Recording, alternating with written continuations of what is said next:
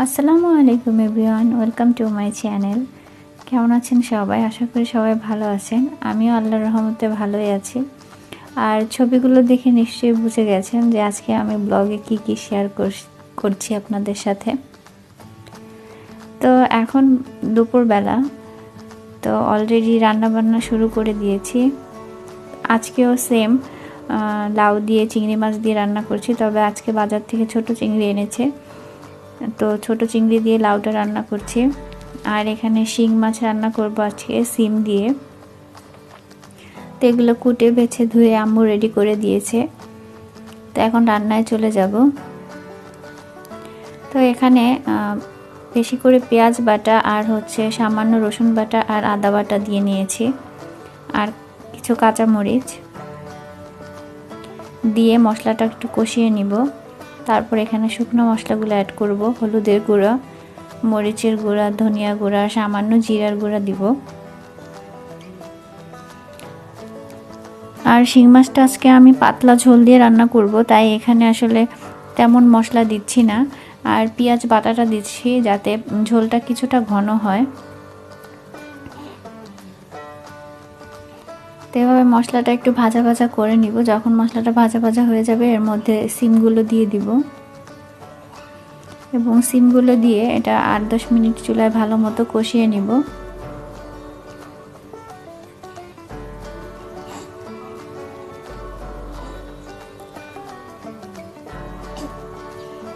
আর গতকালকেও লাউয়ের তরকারি রান্না করেছিলাম, আসলে লাউয়ের তরকারিটা সবার অনেক বেশি পছন্দ হয়েছে, এই জন্যই আজকে আবার লাউয়ের তরকারিটা রান্না করা হচ্ছে।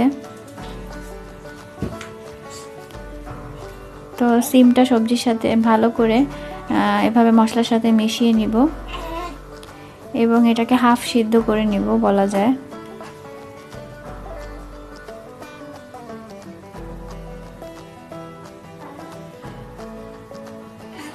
তো এখন সিমটা ঢাকনা দিয়ে ঢেকে দিচ্ছি কিছুক্ষণ সিদ্ধ হওয়ার জন্য। আর এদিকে আমি লাউয়ের তরকারিটা দেখাচ্ছি, এটাও কিন্তু হয়ে গেছে। এটার প্রসেসটা কালকে আমি দেখিয়েছি কিভাবে রান্না করি আমরা বাসায়, তাই আজকে আর দেখালাম না। এখন নামানোর সময় হয়ে গেছে, এর আগে একটু ধনিয়া পাতা অ্যাড করে দিলাম, আর লবণটা দেখে এবার নামিয়ে নিব। আর এদিকে সিমটাও কিন্তু দেখতে পাচ্ছেন মোটামুটি সিদ্ধ হয়ে গেছে। এটা আমি তো শিং মাছগুলো দেওয়ার পরে আরও 7-8 মিনিট শিং মাছটা সহ পুরো মশলা এটা কষিয়ে নিব, যাতে মাছের ভিতরেও মশলাটা খুব ভালোভাবে ঢোকে। তারপর এটাতে ঝোল দিয়ে দিব।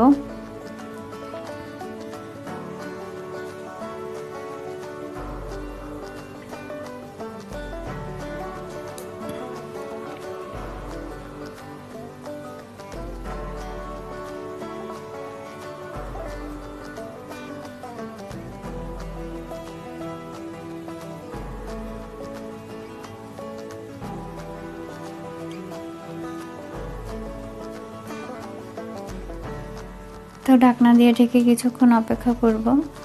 তো 7-8 মিনিট পরে দেখতেই পাচ্ছেন মাছগুলো এখন সিদ্ধ হয়ে গেছে, সিমটাও প্রায় অনেক সিদ্ধ হয়ে গেছে। এখন এর মধ্যে পানি অ্যাড করে দিচ্ছি। আর আগেই বলেছি যেহেতু পাতলা ঝোল দিয়ে রান্না করব, তাই এখানে পানির পরিমাণটা বেশি দিচ্ছি। তো এখন আর আমি ওভাবে নাড়বো না, এভাবে দুই পাশ থেকে ধরে এটা একটু ঝুলিয়ে দিব, যাতে পানিটা সব জায়গায় সমানভাবে যায়।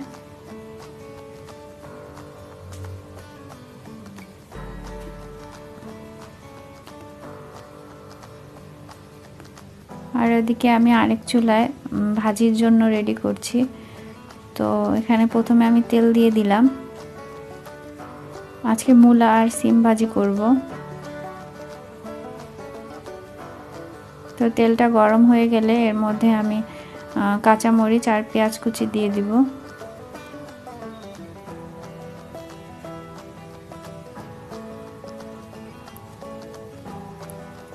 প্লেন একটা সবজি করব, যার কারণে এখানে তেমন কোনো মশলা দিব না। তো পেঁয়াজ আর কাঁচামরিচটা একটু ভাজা হয়ে গেলে এর মধ্যে শুধুমাত্র সামান্য হলুদের গুঁড়া দিব আর একটু ধনিয়া গুঁড়া।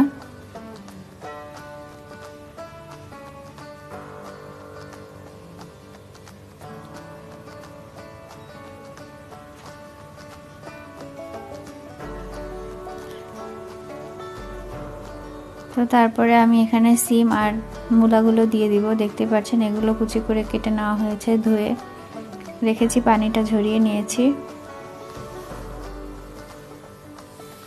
এখন এটা মশলার সাথে অ্যাড করে দিব আর স্বাদ মতো লবণ দিয়ে দিচ্ছি।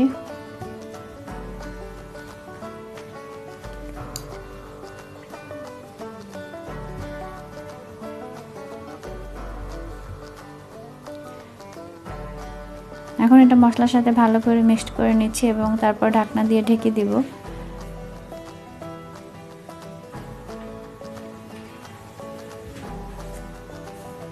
তো ঢেকে আমি 5-7 মিনিট অপেক্ষা করব। একটা পাশ সেদ্ধ হয়ে গেলে তখন ওটাকে উল্টে দেব। আর এই ফাঁকে আমি শিং মাছের তরকারিটা একটু দেখে নিব। দেখতেই পাচ্ছেন এটা কিন্তু অলরেডি বলক চলে এসেছে।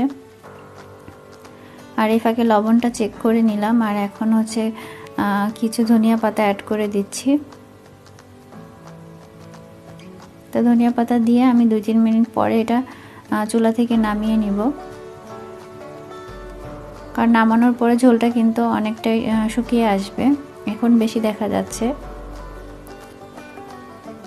তো মূলাটাও আমি একটু ঘুরিয়ে দিচ্ছি, এপাশেরটা ওপাশে আর ওপাশেরটা এপাশে দিয়ে দিচ্ছি।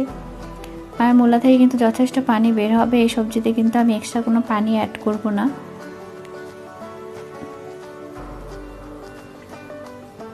অল্প জালে এটা আস্তে আস্তে এভাবে সিদ্ধ করে নিব। আর এই মুহূর্তে আমি এখানে ধনিয়া পাতা অ্যাড করে দিচ্ছি, কারণ আমি আর কিছুক্ষণ পরে সবজিটা নামিয়ে ফেলবো। সবজিটা সিদ্ধ হয়ে গেছে।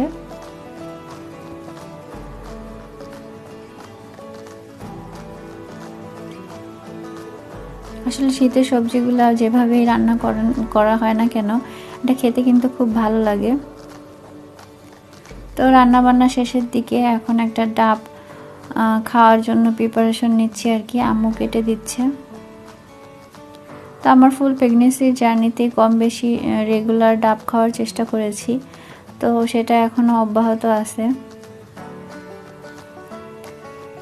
আর ডাবের পানির চেয়ে আসলে ভিতরে পাতলা যে নারকেলটা হয় সেটা খেতে আমার অনেক ভালো লাগে। তো আমার হাজব্যান্ড অনেক ট্রাই করে সেটা আনার জন্য, কিন্তু আজকে ভাগ্যক্রমে মিলে গেছে। ম্যাক্সিমাম সময় হয় শক্ত হয়, না হলে ভিতরে কোনো নারকেলই হয় না, এমন হয় আর কি। তো এই জিনিসটা খেতে আমার ভালো লাগে, যদিও দেখতে ভালো লাগছে না হয়তো এখানে, বাট এটা কিন্তু খেতে মজা। আর এখন আমরা দুপুরের খাবার দাবার করে নিব। তো মাছ দেখতেই পাচ্ছেন ঝোলটা অনেকটা শুকিয়ে আসছে। আর এখানে সবজি, মূলা আর সিমের যে সবজিটা করেছিলাম সেটা, আর লাউ দিয়ে চিংড়ি মাছ যে রান্না করেছি ওটা। তো এগুলো দিয়ে দুপুরে খাওয়া দাওয়া করে নিব। তো দুপুরে খাওয়া দাওয়ার পরে আমরা একটু বাইরে যাচ্ছি, যদিও বাবুকে বাসায় রেখে যাচ্ছি ওই দিনের মতো। তো আমরা একটু বাইরে যাচ্ছি, বাবুর জন্য কিছু কেনাকাটা করব। আর যেহেতু আগের ব্লগগুলো যারা দেখেছেন তারা জানেন যে সামনে আমাদের একটা স্পেশাল দিন আসতেছে, সো সেই উপলক্ষেই বাবুর জন্য কিছু কেনাকাটা করব। আর আমাদেরও টুকিটাকি কিছু কেনাকাটা আছে, সেগুলোও কিনে নিব।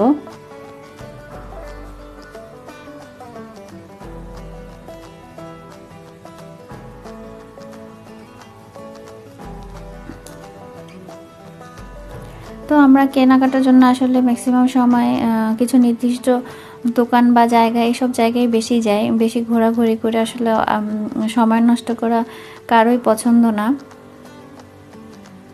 তো এই জন্য আমরা আজকেও একটা শপে যাব। সেখানে গেলে আসলে বেবি থেকে বড়, লেডিস অ্যান্ড জেন্টস সব কিছুই পাওয়া যায়। তো সেরকম একটা শপেই যাচ্ছি,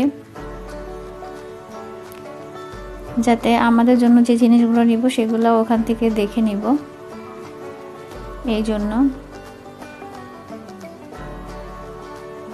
তো আমরা শপে চলে আসছি, এখন দেখব। যেহেতু মোটামুটি শীত চলে আসছে, তো এখন কিন্তু সবগুলোতে সব জায়গায় শীতের কাপড় দিয়েই ভরা বলা যায়। নর্মাল কিন্তু কিছুই পাওয়া যায় না, সবই এখন শীতের ড্রেস দিয়ে তাদের কালেকশন দিয়ে ভরে রেখেছে। তো বাবুর জন্য শীতের পোশাক লাইট কালারের আসলে বাবুর অনেকগুলো ড্রেস আছে। তাই ভাবলাম একটু ডিপ কালারের ভিতরে খুঁজতেছিলাম যে ডিপ কালারের কিছু হয় কিনা। যদিও বেবিদের জিনিস আসলে সবসময় লাইট কালারেরই বেশি হয়। আর যা যা ড্রেস দেখলাম সবগুলো আসলে বড়, ওর এখন হবে না, কারণ এত একেবারে 0 সাইজ আসলে হলেও সেটা 2-3 মাসের বাচ্চা ছাড়া পরতে পারে না। তো তাও নিয়ে নিচ্ছি, দেখা যাক কি হয়। আর এদিকে পার্স কালেকশন ভালোই থাকে সব সময়। তো আজকে একটা পার্স নেওয়ার চিন্তা ভাবনা করছিলাম, বাট পছন্দ হয়নি, তাই নেওয়া হলো না। আর এই সবটাতে বাচ্চাদের জুতোগুলো দেখতে আমার ভীষণ ভালো লাগে। আমি আগেও এখানে বহুতবার এসেছি এবং শপিং করেছি এখান থেকে। তো যখনই আসি বেবিদের জুতোগুলো দেখতে ভীষণ ভালো লাগে। যদিও বেবিদের ড্রেসের কালেকশনও এখানে ভালোই। আর দেখলাম যে শীতের জন্য এখানে টুপিও রেখেছে, এগুলো উলের বানানো, বেবিদের জন্য ভালোই হবে, কমফোর্টেবল হবে। তো আমার বেবি যেহেতু অনেক ছোট, ওর জন্য আসলে হবে না, আর একটু বড় হলে হয়তো নিয়ে নিতাম। আর বেবির বাবার এই জুতাগুলো পছন্দ হয়েছে, কিন্তু এই জুতা আসলে 1 ইয়ারের বাচ্চার সাইজের, আমাদের বেবি হবে না, অনেক বড় জুতা। তো যাই হোক, এই জন্য জুতা আর দেখলাম না। এখন নিজের জন্য জুতা দেখার পালা। এখানে সবসময় ভালো জুতা পাওয়া যায়, বাট আজকে একটা জুতাও পছন্দ হয়নি।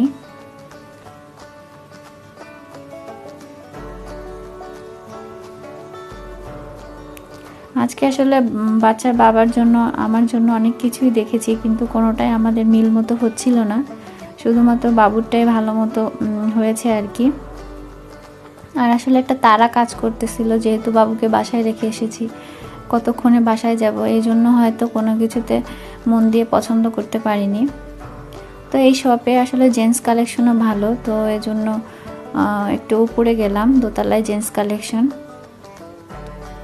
তো একটা জ্যাকেট আমাদের দুজনের খুব পছন্দ হয়েছে, তো ভাবলাম ওর জন্য কিনবো, বাট ও ট্রায়াল দেওয়ার পরে সেটা ওর বডিতে শেপে আসছে না, সুন্দর মানাচ্ছে না আর কি। আর আরেকটা পছন্দ করেছি, সেটা সাইজে হচ্ছে না, তো কি আর করার, দেন আর জ্যাকেট নেওয়া হলো না। তো এখন আমরা পছন্দের একটা রেস্টুরেন্ট এসেছি। রেস্টুরেন্টটা মোটামুটি ফাঁকাই বলা যায় এখন। তো সেখানে এসেছি এবং এখন পাপড়ি চাট নিয়েছি খাওয়ার জন্য, এটাও আমার খুব পছন্দের। তো এর জন্য ও হুট করেই বললো যে চলো একটু খেয়েই যাই।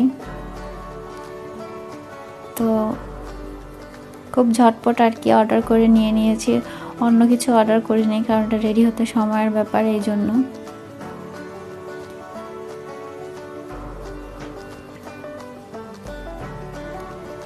তো লাস্ট এখানে এসেছিলাম, বাবু তখন পেটে ছিল। বাবু হওয়ার সপ্তাহখানিক আগে হবে, সপ্তাহখানি বা 5 দিনের আগে হবে আমরা এখানে লাস্ট খেয়েছি। তারপরে আজকে আসলাম। তো আমার হাজব্যান্ড অন্য কিছু খাবে না, ও শুধুমাত্র কফি খাবে, তো কফি নিয়েছে। তো আমাদের খাওয়া দাওয়া শেষ, আর কেনাকাটা টুকিটাকি শেষ। সব জায়গায় তো আসলে ক্যামেরাভাবে ওপেন করা হয় না। তো এখন আমরা বাসায় যাচ্ছি।